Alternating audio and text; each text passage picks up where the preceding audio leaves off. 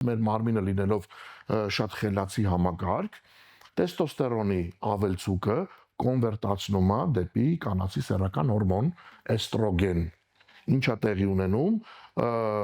տեստոստերոնը բարձրացավ, որոշ մասը կոնվերտացվեց ավելցուկը էստրոգենի, տղամարդը դառնում է ավելի զգայուն, իսկ քանի որ կանանց սեռական հորմոնները ունեն ավելորդ հեղուկ մարմնում պայելու միտում, մարդ սկսում է դա ուղիղ դեպի ճարպակալման եւ գինեկոմաստիան դա ոչ էսթետիկ մի երևույթ է, որը ուղղորդվում է կրծքագեղձերի աճով։ Այո, տղամարդկանց մոտ կանացի տիպի կրծքեր են առաջանում, որը մեղմ ասած տգեղ է։ Օրինակի համար գարեջրի չարաշահումը